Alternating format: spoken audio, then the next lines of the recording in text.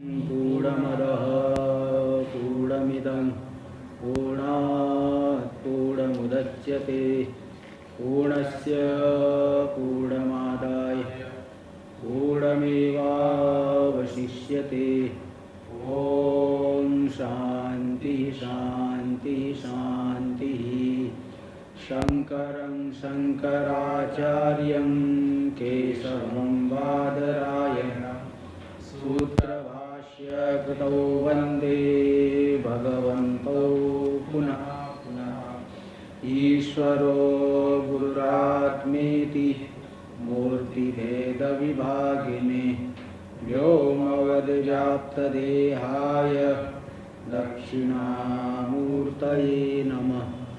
ओम शांति शांति शांति। जो है नाम रूप उसके अंश नहीं, क्योंकि उस काल में सृष्टि से पूर्व के काल में वो नाम रूप नहीं है। 22वें श्लोक में आ रहा था, सत्य के अवयव की शंका नहीं करनी चाहिए, क्योंकि उसके अंश का निरूपण नहीं कर पाओगे। नाम रूप उसके अंश नहीं, क्योंकि सृष्टि से पहले उद्भव ही नहीं हुआ। क्योंकि सृष्टि का मतलब क्या है? नाम रूप का उद्भव होना ही सृष्टि है, इसलिए वहाँ पे सृष्टि से पहले उनका उद्भव नहीं हुआ है। इसलिए जैसे नैयायिक लोग आकाश को निरवयव मानते हैं, उसमें स्वगत भेद नहीं होता है, ऐसे ब्रह्म में भी स्वगत भेद नहीं है। यहाँ तक हो गया था 23 तक। 24वां श्लोक का देखिए पहले, अवतरण टीका। माँ भूत स्वगत भेद। चलिए ठीक है, परमात्मा में ब्रह्म में स्वगत भेद नहीं है, क्योंकि वो निरवयव है। सजाति भेद किम न स्यात्, सजाति भेद क्यों न मान लिया जाए, क्यों न हो, इत्याशंक्या, इसी आशंका का उत्थापन करके तत्सजातीयम सदंतरम इति वक्तव्यम। तो बोले भाई सद सद जो ब्रह्म है उसके सजाति दूसरा सद, ये बताना पड़ेगा वह सद कौन है। सजाति भेद तो तब जब दो सत हो तब सजाति भेद होगा। इसलिए उस सद ब्रह्म के सजाति जो सदंतर दूसरा सद, सदंतर जैसे मनुष्यांतर मतलब अन्य मनुष्य, सदंतर नहीं दूसरा सद, अन्य सद है ना, वो सजाति सद दूसरा सद तत्व है, ऐसा बताना पड़ेगा। इति वक्तव्यम, कहना चाहिए। न तन निरूपयितुम शक्यते, किंतु ऐसे सदंतर का निरूपण दूसरे सत्तत्व का निरूपण नहीं किया जा सकता, क्योंकि सतो वैलक्षण्या भावात्, सत में वैलक्षण्य कोई भेद नहीं है, एक ही सत है। दो हो तो भेद कहा जाए, सत में कोई वैलक्षण्य नहीं, भेद नहीं, वैलक्षण्य नहीं भेद, उसमें कोई भेद है ही नहीं, एक ही है। तो इसलिए इस बात को दिखा रहे। इत्याह 24वां श्लोक। सदंतरं सजातीयं न वैलक्षण्यवर्जनात् नाम रूपोपाधिभेदं विना नैव सतोभिदा सदंतरं सजातीयं न वैलक्षण्यवर्जनात् नाम रूपोपाधिभेदं बिना नैव सतोभिदा। सजातीयं सदंतरम न नास्ति, कस्मात् वैलक्षण्य वर्जनात् नाम रूप उपाधि भेदम बिना सतोभिदा नैव अस्ति। देखो, सदंतरम सजातीय, दूसरा सत जो सजाती, ऐसा नहीं कर सकते। क्यों? क्योंकि भेद नहीं, उनमें भेद ही नहीं, दो सत नहीं है भाई। जैसे परमात्मा और दूसरा जीवात्मा, जीवात्मा को लेकर के भेद कहना चाहो, जीवात्मा कोई भिन्न है, वो कल्पित रूप है ना, उपाधिक रूप है, इसलिए कोई भेद। अहम आत्मा गुणाकेश गुणाकेश, गीता में कहा दे, हे गुणाकेश अर्जुन, मैं ही आत्मा रूप से सभी शरीरों में व्यवस्थित हूँ। इसलिए दूसरा कोई सदंतर अन्य सत नहीं, सजाती सत नहीं, क्योंकि सत में कोई भेद नहीं, एक ही सत है। फिर कहेंगे नहीं, लोक में तो मालूम पड़ता है घट सत्ता पट सत्ता, नाना प्रकार के पदार्थों की सत्ता मालूम पड़ती है। तो आप बता दिए कि नहीं, वो जो सत्ता मालूम पड़ रही है, सत्ता तो एक ही है, लेकिन उपाधि भेद से अधिष्ठान की सत्ता ही सभी में अलग अलग मालूम पड़ रही। जैसे घट 10 घट बना दिए, 10 घट के भीतर घटाकाश भी अलग अलग मालूम पड़ते, प्रतीत होते, वास्तव में अलग अलग नहीं है। तो भी उपाधि भेद को लेकर के जैसे 10 घट दिखाई पड़ते हैं, ऐसे उपाधि भेद से जल जो है अनेक प्रकार का दिखता है, कहीं मीठा कहीं जो है कड़वा भी जल होता है। जल एक जैसा ही है, जल तो जल, लेकिन उपाधि भेद से अनेक रस वाला मालूम पड़ता है। तो नाम रूप उपाधि भेद के बिना सत में भेद नहीं है। घट सत्ता पट सत्ता उपाधि के भेद से सत्ता में अंतर मालूम पड़ रहा है, वास्तव में सत्ता एक ही है। सत्ता में भेद नहीं, सत्य जो है एक ही है, सत्ता में भेद नहीं। इसलिए सजाति भेद भी नहीं कह सकते। इसी सजाति भेद का निराकरण किया गया है एवकार के द्वारा। एवकार के द्वारा दूसरा कोई सत्य नहीं। जैसे बता दिया था कल, पार्थेव धनुर्धर, अर्जुन ही धनुर्धर है। मतलब अर्जुन में जैसा धनुर्धरत्व है वैसा धनुर्धरत्व दूसरे में नहीं, अर्जुन ही धनुर्धर है। ऐसे ही सत दूसरा सत्य नहीं, सद एक मेवा एक ही है, मतलब दूसरा नहीं, दूसरे का निषेध कर, दूसरा सत्य नहीं। टीका में देख लीजिए, सदंतरमिति ननु घट सत्ता पट सत्ता इति सतो भेदः प्रतिभासते। घट की सत्ता पट की सत्ता इस तरह से सत में भेद का प्रतिभान होता है। इत्याशंक्य, ऐसी आशंका को स्थापन करके घटाकाश मठाकाशवद औपाधिको भेदो।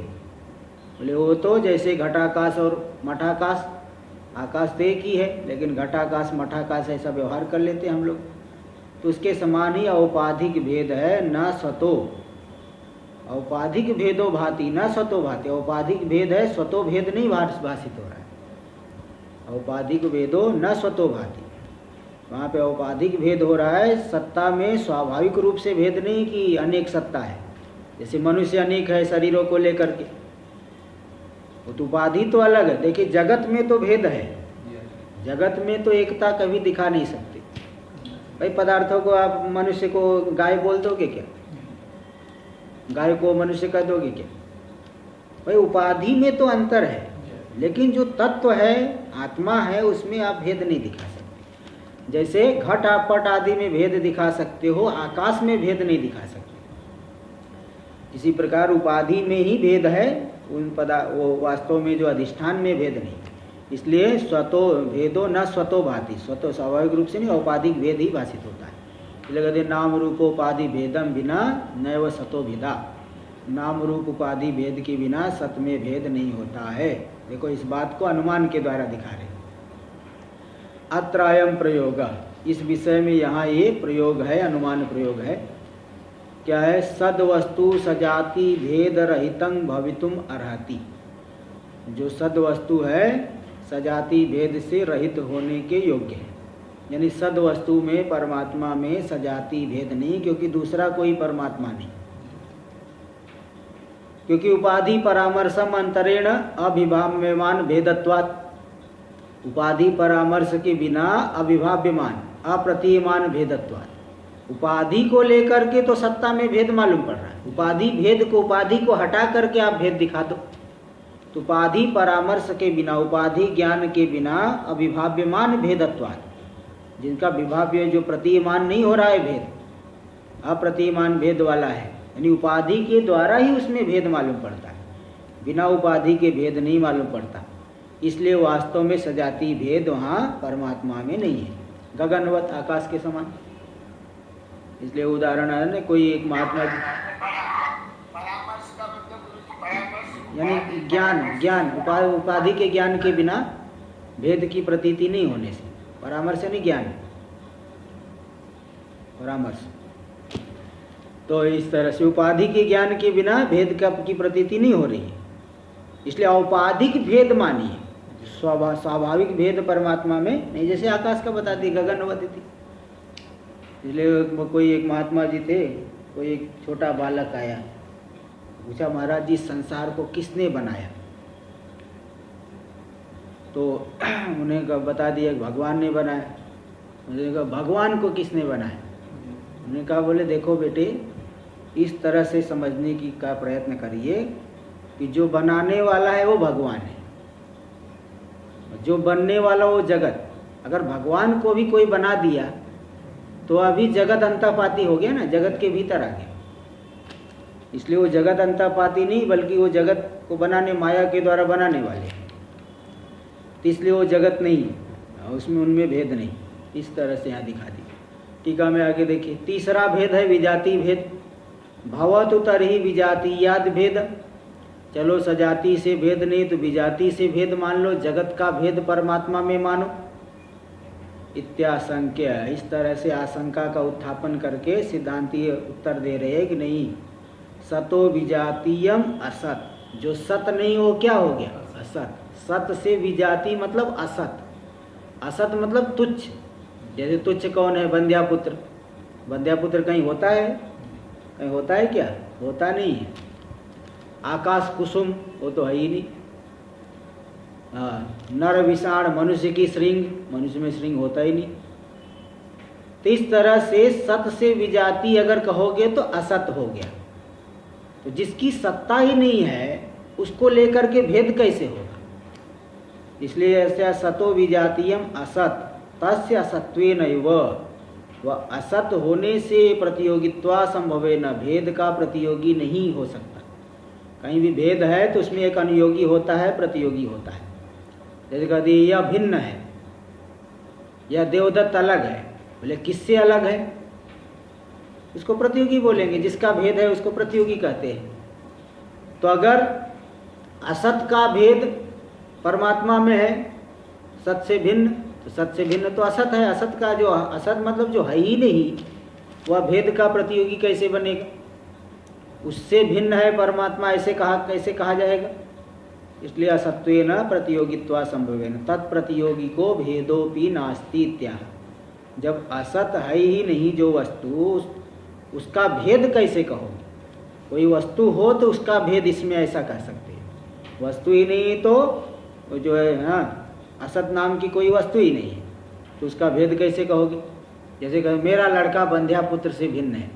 अरे भाई बंध्यापुत्र तो बताओ कैसा होता है। बंध्यापुत्र पहले सिद्ध हो तब बंध्यापुत्र से भिन्न है ऐसा कहोगे। बंध्यापुत्र होता ही नहीं तो उसका भेद कैसे कहोगे। इसी प्रकार ये जो जगत है ये समझ लो बंध्यापुत्र के समान ही कल्पित है, तुच्छ। दो सत्तावाद में है ना, ये दिख प्रतिभाषित तो मतलब हो रहा है, माया के माध्यम से दिख रहा है, लेकिन वास्तव में सत्ता इसकी अपनी सत्ता नहीं है, इसकी अपनी सत्ता नहीं। इसलिए इसको बता रहे 25वें श्लोक में, विजातीयम असत्तत्तो न खल्वस्तीति गम्यते नास्यातः प्रतियोगित्वं विजातीयाद्भिदा कुतः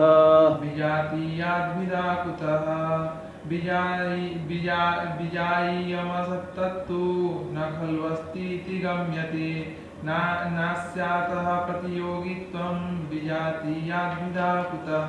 विजातीयम असत, सत से जो विजाती है वह क्या है, असत है। तत्तो न खलु अस्ति इति गम्यते, वह असत है ही नहीं ऐसा मालूम पड़ता है। तो भाई जो असत है, बंध्यापुत्र है क्या कहीं। इसलिए अतः अस्य प्रतियोगित्वम न, इसलिए वह भेद का प्रतियोगी बनेगा ही नहीं। भाई कोई वस्तु हो तो यह उससे भिन्न है ऐसा कहा जाएगा। कोई वस्तु जो हो है ही नहीं तो उससे भिन्न कैसे कहोगे। इसलिए विजातीयाद भिदा कुतः, विजाति से भेद कैसे कहोगे। इसलिए कोई वस्तु होगी तब उसका भेद कहा जाएगा, है ना। कोई वस्तु है ही नहीं, पैदा ही नहीं हुआ ही नहीं, कैसे उसका भेद कहोगे। उसका भेद हो नहीं सकता। इसलिए जो विजाति असद है उसका भेद किसी भी अवस्था में आत्मा में नहीं है। नास्यातः प्रतियोगित्वम, इसलिए वह भेद का प्रतियोगी नहीं बनेगा। तो भेद कहाँ से, प्रतियोगी बने तो भेद होगा ना। बिना प्रतियोगी के, नैयायिक लोग भी 3 चीज का प्रतियोगी मानते हैं। किसका किसका, अभाव का, संबंध का और सादृश्य का। या उसके जैसा है। बोले किसके जैसा है, देवदत्त श्याम की तरह है ना। तो देवदत्त में श्याम का सादृश्य है, उस सादृश्य का प्रतियोगी हो गया देवदत्त, और नहीं अनुयोगी हुआ। प्रतियोगी हो गया श्याम, श्याम का सादृश्य उसमें है ना, तो जिसका सादृश्य है वह हो गया प्रतियोगी, जिसमें सादृश्य है वह अनुयोगी। इसी प्रकार जिसमें भेद है वह है अनुयोगी और जिसका भेद है वह है प्रतियोगी। तो असत का भेद ब्रह्म में, ब्रह्म होगा अनुयोगी, असत होगा प्रतियोगी। बोले नहीं, असत नाम की तो चीज होती ही नहीं, असत यानी तुच्छ बंध्या पुत्र जैसे, इसलिए वह भेद का प्रतियोगी ही नहीं बनेगा, तो विजाति से भेद कहाँ से होगा, इसलिए विजाति का भेद भी नहीं। तो तीनों प्रकार का भेद परमात्मा में नहीं है। स्वगत भेद क्यों नहीं है? क्योंकि वह निरवयव है। सजाति भेद नहीं है क्योंकि दूसरा सजाति है ही नहीं। विजाति भेद क्यों नहीं है? क्योंकि विजाति तो असत तुच्छ है, तुच्छ का भेद नहीं होता, बंध्यापुत्र का भेद कहीं होता नहीं। तो क्या फलित हुआ? तब इसको दिखा रहे हैं। अब फलित जो हुआ, जो फल मिला, जो सिद्ध हुआ, उसको अब यहाँ पे 26वें श्लोक में दिखा रहे हैं। एकमेवाद्वितीयं सत् एकमेवाद्वितीयं सत् सिद्धमत्र तु केचन सिद्धमत्र तु केचन विह्वला असदेवेदं विह्वला असदेवेदं पुरासीदित्यवर्णयन् पुरासीदित्यवर्णयन् एकमेवाद्वितीयं सत् सिद्धमत्र तु केचन विह्वला असदेवेदं पुरासीदित्यवर्णयन्। एकमेवाद्वितीयं सत् सिद्धम। अब देखो इस युक्तियों के द्वारा सिद्ध कर दिए कि सत्य एकमेवाद्वितीयम सिद्धम। सत तत्व जो परमात्मा है एक है, मतलब स्वगत भेद नहीं, एवं अन्य सजाति भेद नहीं, अद्वितीय यानी विजाति भेद नहीं। तो तीन प्रकार के भेद से रहित सत्य सिद्ध हो गए। अब इस विषय में कुछ लोग विपरीत वर्णन करते। अत्र अस्मिन विषय, अस्मिन ब्रह्मणि, इस ब्रह्म के विषय में कुछ लोग अन्य ही वर्णन करते हैं। कौन कौन वर्णन करते? एक नंबर टिप्पणी अत्र तु केचन, इस विषय में तो केचन कुछ लोग। कौन कौन टिप्पणी नंबर 1 दे दिए? माध्यमिकाख्य शून्यवादी बौद्ध विशेषा तदेकोपजीविनस्य। माध्यमिक संज्ञक जो शून्यवादी बौद्ध विशेष है और उसको आश्रय लेने वाले लोग, उनके अनुयायी लोग, वे लोग क्या कहते हैं? अत्र तु केचन विह्वला, कुछ लोग जो विह्वल है, विह्वल मतलब सदयुक्ति से रहित है, व्याकुल हो गए, शास्त्र सिद्धांत को सुन करके समझ में नहीं आता, व्याकुल हो जाए, व्याकुल हो गए। जैसे जिसके अंदर बहुत द्वैत जो है बैठा हुआ है, कभी सोचा ही नहीं कि एक अद्वितीय तत्व है, ऐसा व्यक्ति पहली बार आके बैठता है, बोले क्या बात कर रहे हैं, कहाँ की ये लोग बात कर रहे हैं, कैसी बात जो है ये लोग बता रहे हैं, तो विह्वल हो जाता है, घबरा जाता है। इस यहाँ पे इस विषय में कुछ विह्वल लोग क्या वर्णन करते हैं? आसादेव इदम पुरा आसीद इत्यवर्णयन। यह पूरा का पूरा जगत असत ही था, शून्य ही था, सृष्टि से पहले शून्य ही था, शून्य से उत्पन्न हुआ। वो लोग युक्ति देते हैं, अरे जैसे गहरी निद्रा में हम लोग है, गहरी निद्रा में क्या है? कुछ तो नहीं है, वो कहते शून्य है गहरी निद्रा में। जब गाढ़ निद्रा है तो वहाँ कुछ कोई पदार्थ नहीं है, शून्य है, और जब हम जागृत में आए तो पूरा का पूरा शून्य से ही निकला, इसलिए शून्य से ही सब उत्पन्न हुआ, सबका पर्यवसान शून्य में ही होता है, शून्य से ही सबकी उत्पत्ति। इसलिए वे लोग क्या कहते हैं कि असादेव, ये माध्यमिक मत है, बौद्धों में भी 4 कैटेगरी है, माध्यमिक, विज्ञानवादी, श्रौत्रांतिक और वैभाषिक। उसका जो श्लोक है याद है? मुख्यो माध्यमिको विवर्तम अखिलम शून्यस्य मेने जगत योगाचार मते तु सन्ति मतयस्तासां विवर्तोऽखिलः अर्थोस्ति क्षणिकस्त्वसा वनिमितो बुद्धेति सौत्रांतिकः प्रत्यक्षं क्षणभंगुरं च सकलम वैभाषिको भासते। ऐसा श्लोक है। तुम वो क्या है? ये श्लोक किसमें है? एक है, किसी अन्य पुस्तक वेदांत सार में भी आया है, वेदांत सार में भी है। तो मुख्यो माध्यमिको विवर्तम अखिलम शून्यस्य मेने जगत। जो माध्यमिक है, मुख्य माध्यमिक, जो मुख्य मत वही माध्यमिक मत है, शून्यवादी।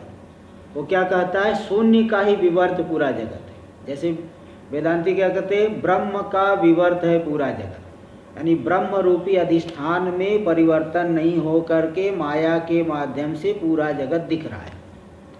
विवर्त का वही मतलब होता है अतात्विक अन्यथा भाव, यानी उपादान के विजातीय सत्ता वाले कार्य की उत्पत्ति। तो उपादान ये परमात्मा पारमार्थिक सत्ता वाला, जगत व्यावहारिक है, भिन्न सत्ता वाले कार्य की उत्पत्ति। तो जैसे ब्रह्म का विवर्त जगत है, वो लोग कहते नहीं शून्य का विवर्त, गहरी निद्रा में कुछ है ही नहीं, शून्य है, और उसी शून्य से जगत उत्पन्न होगा। ते मुख्यो माध्यमिको विवर्तम अखिलम शून्य से मेने जगत योगाचार मते चुसंति मतय तासांग विवर्तो खिला।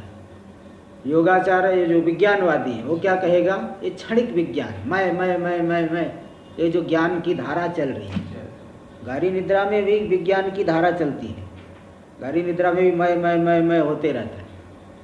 अभी तो जागृत में कहते मैं था। ते जो विज्ञान की धारा चल रही है इसको कहते आलय विज्ञान। ये आलय विज्ञानी जैसे जल घनीभूत हो करके बर्फ बन जाता है, ऐसे आलय विज्ञानी घनीभूत हो करके पदार्थों के रूप में घटपट इत्यादि पदार्थों के रूप में दिखता है। इसको कहते प्रवृत्ति विज्ञान, आलय विज्ञान और प्रवृत्ति विज्ञान। तो क्षणिक जो विज्ञान की धारा वो विज्ञान ही आत्मा है। क्षणिक जो बुद्धि है, हर क्षण बदल रही मैं ये ज्ञान हो रहा है, यही आत्मा है, हर क्षण बदलने वाला है, विनाशी, हर क्षण में बदल रहा है, हर क्षण उत्पन्न हो रहा है, नष्ट हो रहा है, उसी क्षण उत्पन्न हो रहा है, उसी क्षण नष्ट हो रहा है, इस तरह से। और वही विज्ञान में लेकिन वो संस्कार जो है उसका अगले में संक्रांत होता है, अगले में, इसलिए संस्कार से व्यवहार होता है। तो ये आलय विज्ञान प्रवृत्ति विज्ञान ऐसा मानते हैं, वो विज्ञानवादी उनको कहा जाता है, बाह्य पदार्थ को नहीं मानते। तीसरा जो आया श्रोत्रांतिक, वो क्या कहता है, नहीं बाहर पदार्थ दिख रहा है तो कैसे नहीं है ना, वो अर्थोस्ति क्षणिक, बोले जो घटपट इत्यादि पदार्थ है वो क्षणिक है, क्षणिक जो क्षणिक है, और प्रत्यक्ष नहीं दिख रहे, अनुमान के द्वारा, अनुमान से उनका जो है अर्थ क्रिया कारित इत्यादि अनुमान के द्वारा पदार्थों का भान। अर्थोस्ति क्षणिक त्वसौ अनिमितो बुद्धिया, क्योंकि बुद्धि हो रही, ज्ञान हो रहा है इनका, उस बुद्धि के द्वारा इनका अनुमान होता है, इसलिए प्रत्यक्ष नहीं दिख रहा है बल्कि बुद्धि के द्वारा अनुमान हो रहा है, ऐसा वो श्रोत्रांतिक मानेगा। और वैभाषिक क्या कहे, प्रत्यक्षम क्षण भंगुरम च सकलम वैभाषिको भाषते। वैभाषिक कहता है नहीं बाह्य पदार्थ है उसका प्रत्यक्ष दिखाई पड़ता है, हर इच्छा वो क्षणिक मानते हैं, वो भी क्षणिक मानते हैं। इस तरह से चार मत है, उसमें से जो माध्यमिक मत ही मुख्य मत है, माध्यमिक मत को ही मुख्य मत, वो शून्यवादी मत को ही वो लोग मुख्य मानते हैं। तो शून्य से जगत उत्पत्ति कहते हैं, तो यही बात यहाँ दिखा रहे हैं। अत्र तु केचन बिह्वला, यहाँ पे इस विषय में कुछ बिह्वल लोग, पागल लोग जो बिह्वल हो गए हैं, सदयुक्ति से रहित है, तो क्या वर्णन करते हैं, असादेव इदम पूरा आसीद इति अवर्णयन। यह पूरा का इदम जगत असादेव पूरा आसीद, सृष्टि से पहले असत ही था, ऐसा उन्होंने वर्णन किया, ऐसा वो कह दी। अब इसके विषय में आगे भी बताएंगे, टीका में देखिए, एकमेव इति इदानीं स्थूणा निखनन न्यायेन सद अद्वैतमेव दृढ़यितुम पूर्व पक्षमः। सद तत्व अद्वितीय है, अद्वैत है, ये तो सिद्ध कर दी। अब फिर आगे क्यों पूर्व पक्ष ला रहे हो, बोले स्थूणा निखनन न्याय से उसी सिद्धांत को दृढ़ करने के लिए। अगर दृढ़ अभी से नहीं करके रखेंगे तो बाद में दूसरे का सिद्धांत सुन के संशय हो जाएगा, इसलिए स्थूणा निखनन न्याय से सद अद्वैत को ही दृढ़ करने के लिए पूर्व पक्ष बता रहे। अत्र तु, इस विषय में कुछ जो बिह्वल लोग हैं, असादेव इदम पूरा आसीद इति अवर्णयन, यह सब पूरा जगत असत ही था, ऐसा वर्णन वो किया उन्होंने, करते हैं। इसमें एक नंबर टिप्पणी भी देख लीजिए क्या दे रहे हैं। टिप्पणी, इदम प्रत्यक्षानुमानागमादि प्रमाण सिद्धम द्वैतम। प्रत्यक्ष प्रमाण से, अनुमान प्रमाण से और आगम यानी शास्त्र प्रमाण से जो सिद्ध हुआ द्वैत, ये पूरा यानी सृष्टि प्राप्त, सृष्टि से पहले। असद यानी असदेव मतलब तुच्छमेवास, तुच्छ बिल्कुल बंध्यापुत्र के समान शून्य ही था, इति अवर्णयन, ऐसा उन्होंने वर्णन किया है। एतेन तद्धैकार आहुर असदेव इदम अग्र आसीत। इदम इकम नहीं इदम, यह सब कुछ असद ही था। असदेव इदम इति श्रुति संग्रह संग्रथितार्था भवति। ये जो श्रुति छांदोग्य में आया है असदेव इदम अग्र, यद्यपि उसका अर्थ वहाँ अलग है। वहाँ उसका अर्थ यह है कि ये शून्य था ऐसा नहीं, नाम रूप के द्वारा अनभिव्यक्त था सृष्टि से पहले। तो जो मतलब सदैव सौम्य इदम अग्र आसित कर रहे, वही ये बात भी यही श्रुति भी कर रही है। दोनों में शब्दावली अंतर है, लेकिन वो पहले ही सदैव सौम्य इदम अग्र आसित भी कर, सद ही था मतलब नाम रूप से अभिव्यक्त नहीं था, और असद ही था मतलब नाम रूप से अभिव्यक्त नहीं था। नाम रूप से अभिव्यक्त हो गया सद हो गया, तो असद ही था मतलब नाम रूप से अभिव्यक्त नहीं था। ये दोनों का अर्थ समान ही, दोनों श्रुतियों का समान अर्थ है। लेकिन बौद्ध लोग ये इसी को ले लेते कि नहीं वहाँ असत का है, शून्यवाद को यहाँ बताया जा रहा है। तो ऐसा वो कहते हैं इस श्रुति के आधार पे। तब देखिए अतर्तु, यद्यपि वो लोग शास्त्र को तो नहीं मानते, किंतु दूसरे को मूर्ख बनाने के लिए प्रमाण देना पड़ेगा ना। देखो हमारी बात तो वेद में भी लिखी है, तुम्हारे वेद में भी लिखा हुआ है, हमारी बात कहाँ तक भागोगे, वेद में भी लिखा है, ऐसा वो दिखाएंगे। बिह्वलंत बिह्वलत्वे दृष्टांत, वो लोग बिह्वल है, पागल हो गए, व्याकुल हो गए हैं, इसमें दृष्टांत दे रहे हैं कि कैसे बिह्वल हो गए हैं। दृष्टांत के द्वारा समझा रहे 27वां श्लोक। मग्नस्याब्धौ यथाक्षाणी बिह्वलानि तथास्य धीः अखण्डैकरसं श्रुत्वा निष्प्रचारा बिभेत्यतः मग्नस्याब्धौ यथाक्षाणी बिह्वलानि तथास्य धीः अखण्डैकरसं श्रुत्वा निष्प्रचारा बिभेत्यतः। अब्धौ मग्न से यथा अक्षाणी बिह्वलानि। अब्धि यानी समुद्र, जैसे कोई व्यक्ति समुद्र में डूब गया, डूब रहा है, उसकी सभी इंद्रियां क्या हो जाती, बिह्वल यानी व्याकुल हो जाती। आदमी व्यक्ति डूबने लगा, बचाओ बचाओ बचाओ करता है, कुछ समय नहीं बचा पाया तो एकदम व्याकुल हो जाता, अब तो मरने जा रहा हूँ। एक महात्मा बता रहे थे कि वो गंगा में डूब रहे थे, तो एकदम जो है कुछ हाथ पैर मारे, तो जो है फिर आखिरी में लगा कि अब तो बच नहीं पाऊंगा, चलो भगवान का ही नाम लेता हूँ। अपना वही मंत्र, संन्यास वाला मंत्र जाप करने लगे। तो फिर वो पीछे से ऐसा लगा कि कोई जो है उन्हें धक्का दिया, तो फिर वो बाहर आ गए। तो बता रहे थे गंगा माँ ही कृपा की, दूसरा तो कोई आदमी दिखा नहीं, ऐसा वो बताया। तो जो मग्न समुद्र में, मग्न अवधि में, अवधि यानी समुद्र, समुद्र में डूब रहा है, उसकी जैसी इंद्रियां विह्वल हो जाती है, तथा अस्य धीहि, इसी प्रकार इसकी जो बुद्धि है विह्वल हो गई है, बौद्ध की माध्यमिक की। कैसे विह्वल हो गई है, अन्वय इस तरह से पहला तो बता दिया, अब्धौ मग्न से यथा अक्षाणी विह्वलानि तथा अस्य धीहि अखंडैक रसम श्रुत्वा निष्प्रचारा सती अतः विभेति, निष्प्रचारा अतः विभेति। जैसे समुद्र में डूबने वाले की इंद्रियां व्याकुल हो जाती, इसी प्रकार इस माध्यमिक की बुद्धि अखंड एक रस वस्तु को सुन करके उस अखंड वस्तु से डर जाता है। निष्प्रचार, कोई काम ही नहीं करते, प्रचार से रहित बुद्धि, सोच भी नहीं पाता, ऐसा कैसे हो सकता है, अखंड एक रस कैसे हो सकता है। इसलिए अखंड एक रस, एक मेवा द्वितीयम ब्रह्म, ऐसा सुन करके उसकी बुद्धि काम ही नहीं करती, निष्प्रचार, प्रचार से रहित हो जाती बुद्धि। इसलिए उस अखंड एक रस को सुन करके निष्प्रचार होकर के बुद्धि काम नहीं करते हुए विभेति, उस अद्वितीय वस्तु से वह डर जाता है, उसकी बुद्धि डर जाती है। इसलिए उसकी सभी इंद्रियां जो है, बुद्धि जो है व्याकुल हो गई, डर गया ना, बुद्धि कुछ काम ही नहीं कर रही, इसलिए डर गया जाने की वजह से कुछ काम नहीं कर रही। यही विह्वलत्व में दृष्टांत देती। टीका में देख लीजिए, मग्न से थी, मग्न से अब्धौ यथाक्षाणी विह्वलानि, जैसे समुद्र में डूब रहा है तो इंद्रियां विह्वल हो जाती है। दाष्टान्तिकी योजयति, दाष्टान्तिक में इसको घटा के दिखा रहे हैं।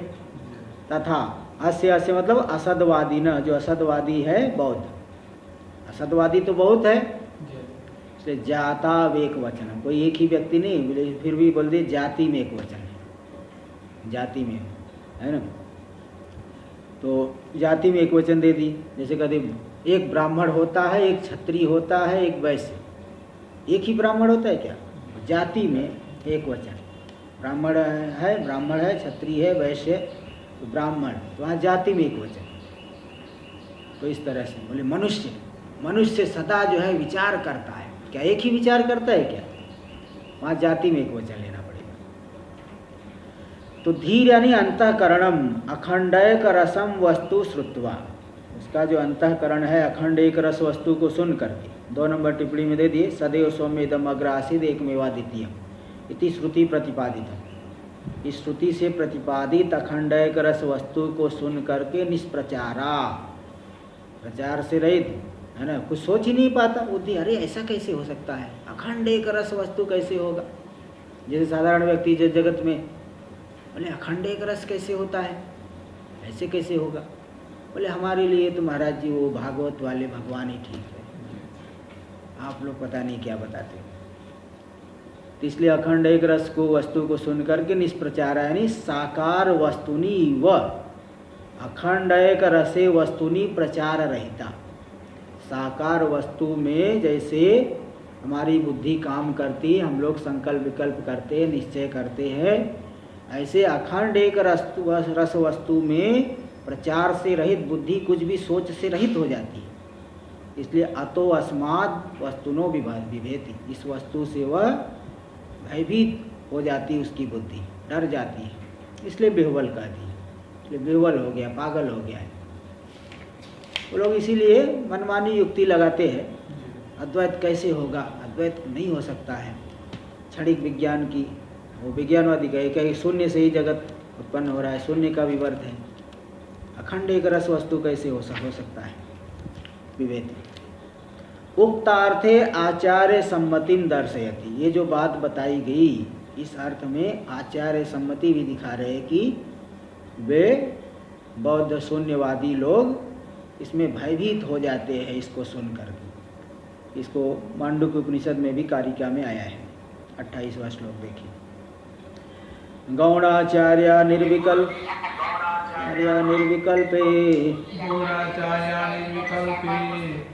समाधावन्य योगिनाम साकार ब्रह्मनिष्ठाना मत्यंतं भयमुचिरे गौणाचार्य निर्विकल्पे समाधावन्य योगिनां साकार ब्रह्मनिष्ठाना मत्यंतं भयमुचिरे। बोलिए क्या बोल रहे शुक्ला जी?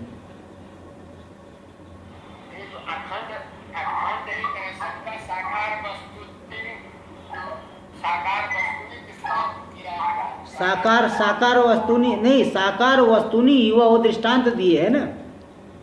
जैसे साकार वस्तुनि युवा है, दृष्टांत दिए। जैसे साकार वस्तु में हमारी बुद्धि उसका संकल्प करती है, मनन करता है, निश्चय करता है, ऐसे अखंड एक रस वस्तु में बुद्धि प्रचार से रहित है, कोई संकल्प विकल्प भी नहीं कर पाता, मनन भी नहीं कर पाता। वो वस्तुनि युवा दिया है, वो दृष्टांत दिया है, ठीक है। साकार वस्तु में जैसे हमारी बुद्धि प्रचार से बुद्धि प्रचार से युक्त होती है, समझ पाती है, संकल्प विकल्प कर लेती है। अखंड एक रस वस्तु में बुद्धि प्रचार से रहित हो जाती, समझ नहीं पाती, इसलिए वो उस वस्तु से डरते हैं। और ये केवल मैं बता रहा हूँ ऐसी बात नहीं है, पूर्व के आचार्य ने भी बताया था कि देखो लोग ऐसा भयभीत हो जाते हैं।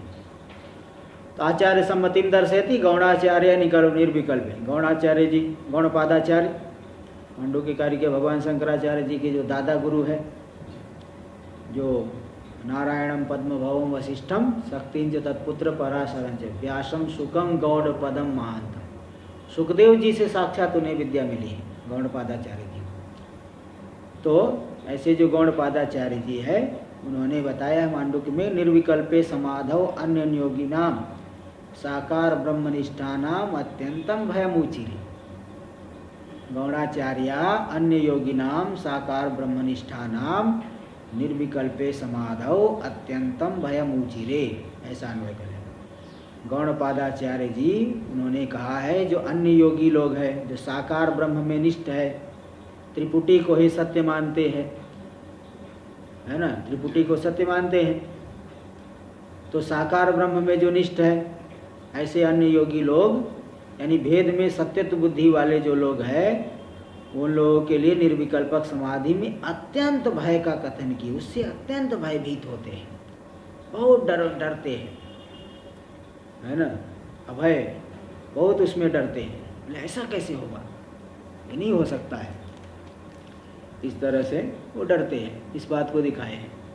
बोले कौन से वाक्य से उन्होंने मांडुक्य में कहा है, जरा उस स्थल को बता दीजिए। केन वाक्येन उक्तवन्त, मांडुक्य में ऐसे कौन से वाक्य के द्वारा उन्होंने बताया है कि वो बौद्ध लोग डरते हैं, अन्य योगी लोग इस निर्विकल्पक समाधि में अत्यंत भयभीत होते हैं, डरते हैं, उन्हें डर लगता है। कौन सा वाक्य है, जरा दिखा दीजिए तो। अब इसलिए उस इत्याकांक्षाम तदीयम वार्तिकम एवं पठत, उनकी वार्तिक जो कारिका है, मांडुक्य कारिका, उस कारिका को यहाँ पे संक्षेप में दिखा दे रहे कि यहाँ पे उन्होंने बताया है।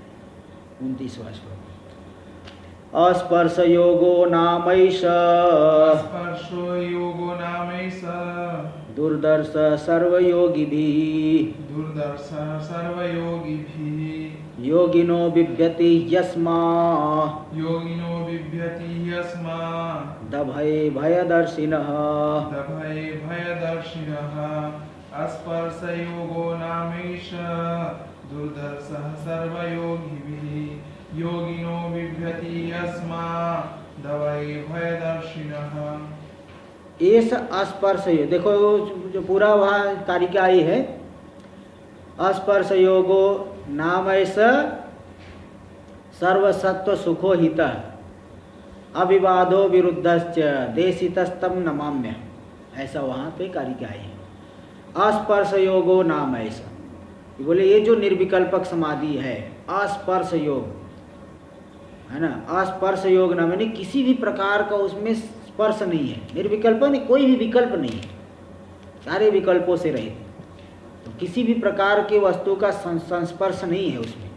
तो ऐसा जो अस्पर्श रूपी योग है, ये यह सर्वसत्व सुख हित है, सभी प्राणियों के लिए हितकर है। महाभाष्य में दिखाया कि कुछ वस्तुएं होती है जगत में जो हितकर, सर्वसत्व हित सुख, सर्वसत्व हित सुखो हित, वहाँ दोनों विशेषण है, सभी प्राणियों के लिए सुखकर है और हितकर भी है, क्योंकि आत्मा सभी के लिए, कोई प्रतिकूल किसी के लिए है क्या, सबके लिए अनुकूल है, सुखकर है, सभी के लिए हितकर है। लोक में कुछ होता है कि कई चीज़ें होती है कि हितकर तो होती है लेकिन बड़ी कष्टदायक होती है, जैसे तपस्या, हिमालय पर्वत पे जाके तपस्या करो, हितकर नहीं है क्या, उसे हित होगा लेकिन बहुत वहाँ परेशानी होगी, दुख होगा, कष्ट हो मिलेगा। तो तपस्या हितकर तो है लेकिन दुखदायक भी है, दुख रूप है। और कुछ जो है सुखकर तो है लेकिन हितकर नहीं है, जैसे विषय भोग, विषय भोग से क्षणिक सुख तो मिलता है लेकिन वो हितकर नहीं है, वासनाओं के माध्यम से पतित कर देता है। लेकिन ये जो स्पर्श योग है, यह सभी प्राणियों के लिए हितकर भी है, सुखकर भी है। तो ऐसा जो अविवाद है, विवाद से रहित, क्योंकि ये सभी का आत्मा है, सभी के अनुकूल है, तो इसमें क्या विवाद है, अविरुद्ध है, किसी से भी विरुद्ध नहीं है। ऐसा जो तत्व है, जो उपदेश किया गया है, उसको मैं नमस्कार करता हूँ, ऐसा वहाँ है। तो अस्पर्श योगो वहाँ पे उन्होंने दिया है। तो अस्पर्श, यहाँ वही बात यहाँ दिखा रहे, अस्पर्श योगो नाम ऐसा, ये जो समाधि है निर्विकल्पक समाधि, कैसा योग है, अस्पर्श योग। इसमें किसी भी प्रकार का कोई विकल्प है ही नहीं, किसी भी प्रकार का संबंध नहीं, यानी पूरे सभी सांसारिक धर्मों का निषेध करके उसमें निष्ठा होगी ना। हाँ, इसलिए अस्पर्श योग है।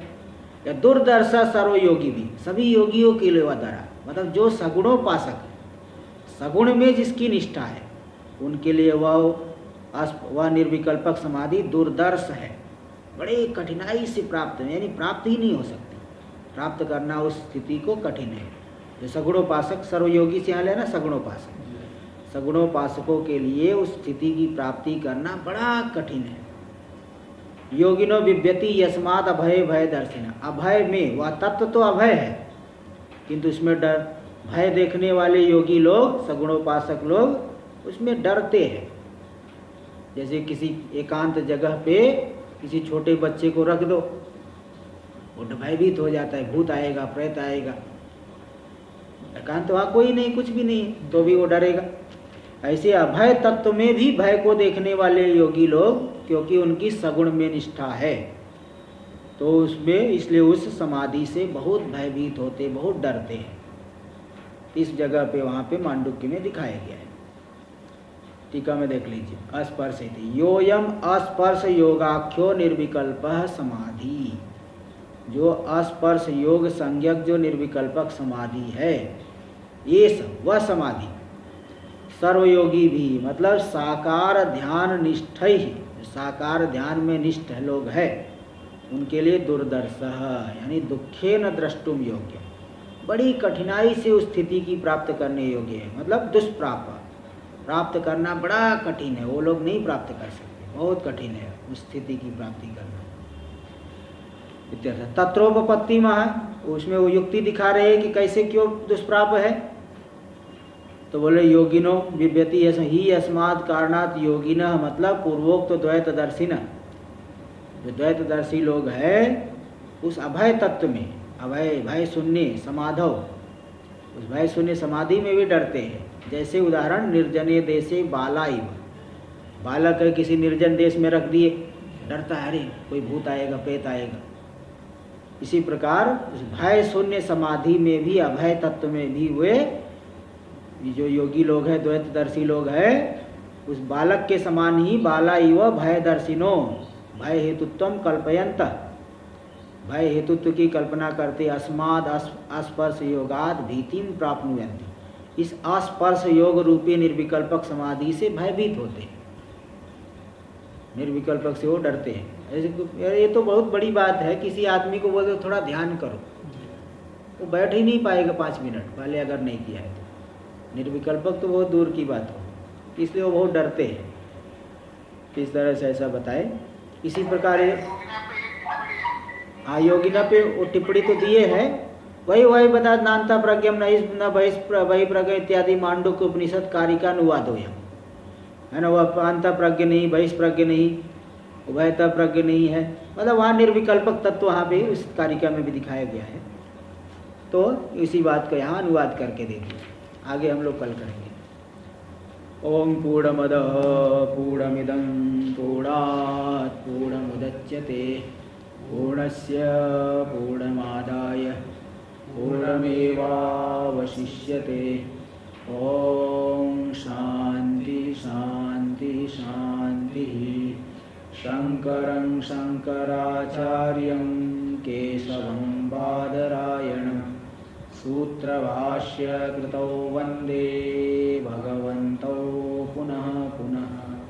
ईश्वरो गुरुरात्मेति मूर्तिभेद विभागिने व्योमवद्व्याप्तदेहाय दक्षिणामूर्तये नमः।